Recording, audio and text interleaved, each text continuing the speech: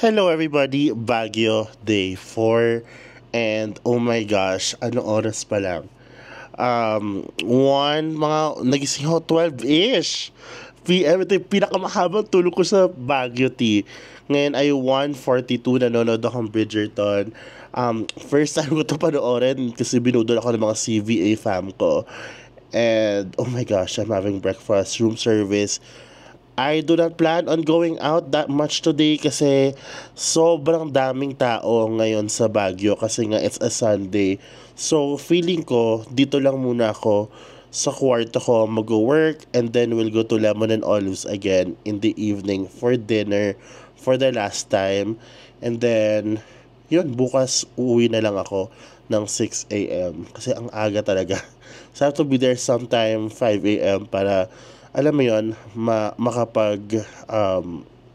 make sure masecure ko yung seat ko. And yeah, oo kasi, oh my gosh, the next day meron pa akong lunch with the CVA or Coconut VA fam. So, join me today guys. So, I am having kare-kare and longganisa. Oh my god, ang sarap!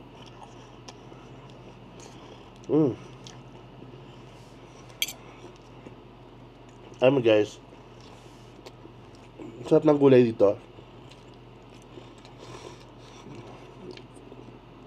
Sobrang fresh kasi syempre Baguio, di ba? Lahat ng gulay dito fresh, mga mima. Go for it. Hindi pa rin ako makapaniwala guys na nakanood ako ng drag show kagabi. As in first time ko. Oh my gosh, hi Bar, thank you. At nakita ko din si Precious Paula Nicole. Uy! Sobrang galing ito eh. Anyway, today is a rest day. Konting work lang me. Hindi ko lang talaga mapigilan mag-work talaga these days. Pero, I need to rest kasi I was tired the past days. Kasi ang daming ginawa. I feel like last week was the busiest. So, it's a good thing na sa Coconut VA, meron kaming US holiday pay. Like, on Monday or tomorrow, it's Memorial Day sa US. So, wala kaming pasok the whole day. So, wala din akong pasok sa restaurant client ko kasi nagpaalam ako na nandito ako. Nauwi ko nga bukas. So, I'm gonna rest until tomorrow.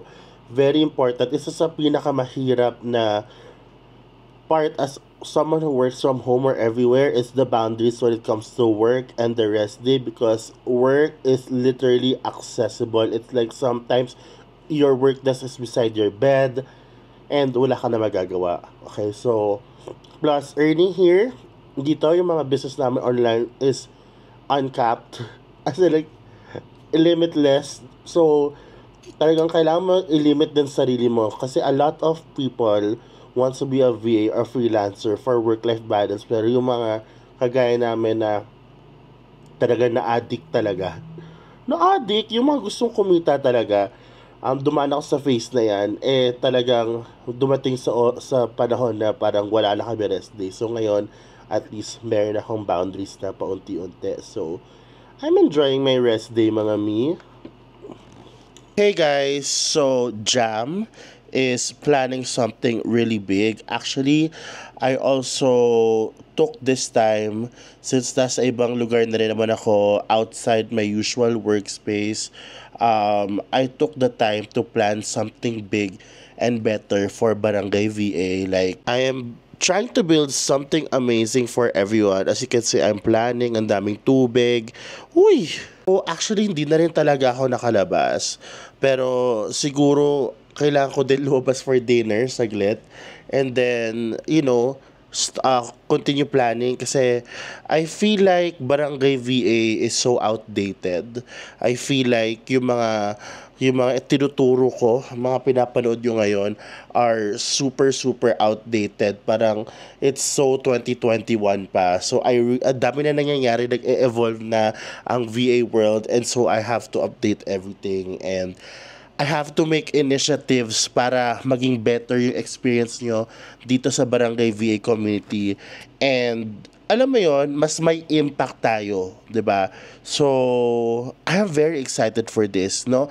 Inuunti-unti ko siya. So, ewan ko, as time goes by, may kita nyo yung changes, mararamdaman nyo. So, kung nanonood ko ngayon at hindi ka pa parating ng Barangay VA, ano na mi? Ano pang hinihintay mo? Join na. I-link mo na yun ng link ko sa description box, sa comments, or saan man yan. Join na mi. Nakalabas din guys at umuulan. I am in Lemon and Olives. This is my favorite restaurant. It's my second time here for this Baguio trip. Dito ko itutuloy ang planning. And kung meron akong gustong kainan for the last time for this trip, it's talagang Lemon and Olives. It's my favorite, mga mima. Ayan no, umuulan siya. I don't know if you see it, but this is my view. I always stay here sa my terrace side. Ayun na, umuulan siya. But it's still nice. So, pinaplano ko pa rin guys kasi I really want to improve on our community. And wala naman akong hinihiling kung hindi o hinahangad ko hindi yung success nyo as a virtual assistant in the future. So, I'm making sure that I am doing better this time talaga with, you know, all of my gimmicks or pakulo sa community, mga mi.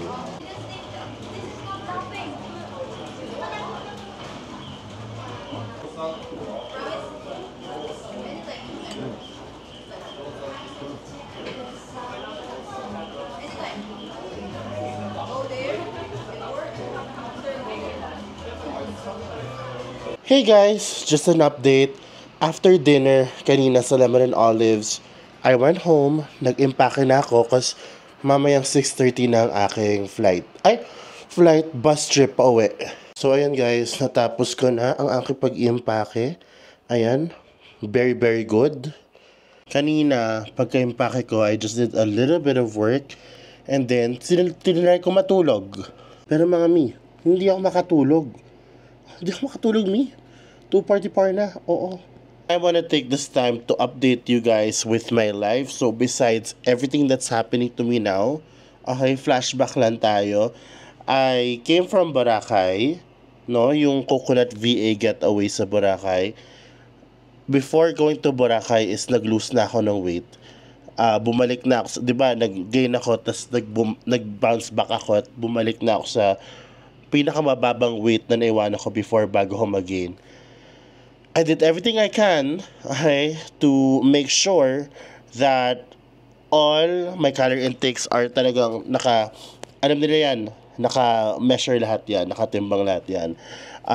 Since hindi makapag-workout, puro ko lakad, yung mga steps ko talaga dahil napakataas, umaabot ng 8,000, ganyan, hindi talaga normal sa akin yun.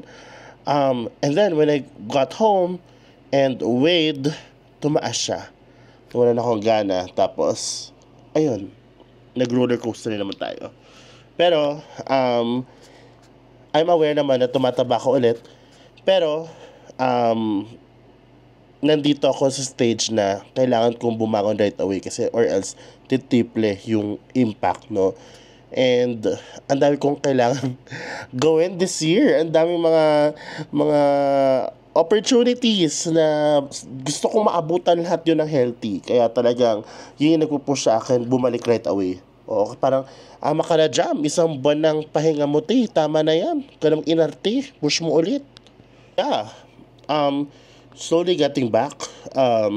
Lalabas natin ang ating mahiwagang food scale. Balik tayo sa Anytime Fitness, doing the same program. Hindi pa nga ako nag-reach out ulit kay coach kasi alam mo yon, medyo wala, sabog tayo eh. Ang dami nangyari eh. Pero lagi kong pinapaalala sa sarili ko na gagawin ko ito para sa career ko, para sa mga magulang ko, as sa pamilya kong sinusuportahan as a breadwinner, para sa mga pangarap ko. Yun lang, kasi ang hirap lang talaga ng ganito. Ang hirap talaga ng maging kagaya ko na sobrang easily emotional, swayed by emotions, because hindi ko na-achieve yung nga dapat ko i-achieve. Sobrang bilis ko masway. Now, namimiss ko yung pagiging digital nomad life ko. Medyo nawala siya. Ganun naman ako before. Nawala lang siya dahil nga nagkaroon ako ng restaurant client. Pero hopefully, slowly as nabibuild ko yung team ko, mas magiging malawag yung schedule ko at alam mo yun, makalabas-labas din ako ng Manila, no? Pero madami akong mga binook na flights. Like, madami kayong mga travel vlogs, as in digital nomad vlogs, no? Na may kita up to the end of the year. Kasi madami din ako mga speaking engagements and projects na parating sa iba't ibang lugar. And I'm doing 2 international flights today, one Japan, not today, this year.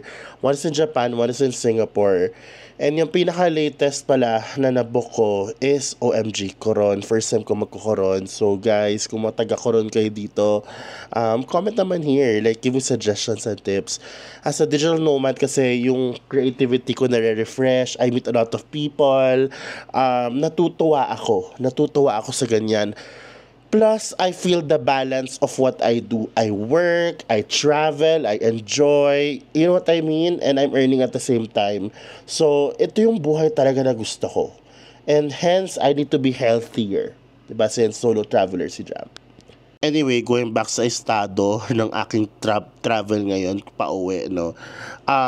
It's 2:52 a.m. and mag-work na lang ako saglit. Hindi na ako matutulog. I have to be there sa terminal ng at least 5:30 a.m. kasi 6:30 a.m. ang aming flyaway. Ganon.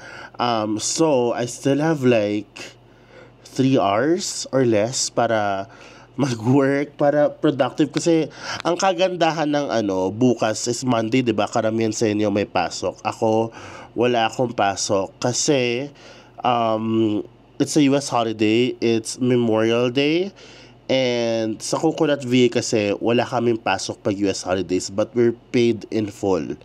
Ayan, so we are gonna meet, nakita ko ito ata to, no? We're gonna meet the whole Luzon internal team of Coconut VA today ng lunch. So medyo nakakaloka lang kasi kung alis ako 6:30, I feel like makakauwi ako ng 9:30 to 10:30 a.m. So, hindi rin ako makatulog kasi ang reservation namin ay 1:30. At hindi ko rin alam kung tutuloy ang karamihan kasi may bagyo. So, sa inyo pong na tinatamaan po ng bagyo, sana po lahat kayo ay safe, no? Sana lahat kayo ay okay. I pray for your safety and everything. So, please, ayan. Let's all stay at home and be safe and pray for each other. I'm watching Casper, pampalipas oras lang. OMG! Hey guys, so happy nakanap ako. It's currently 5:17, ayan. And medyo naghahanda na ako kasi in a while, kukuha na akong Grab, pupunta na ako sa terminal para makauwi na sa Maynila. I can't wait to go home kasi sobrang namimiss ko na yung room ko. And later on, matutulog akong konti, tapos pupunta tayo sa Coconut VA internal team, meet up ng mga 1:30 p.m. So, guys, that's it for me for today. Hope you guys enjoyed my Baguio vlog. I'll see you guys again later. Bye!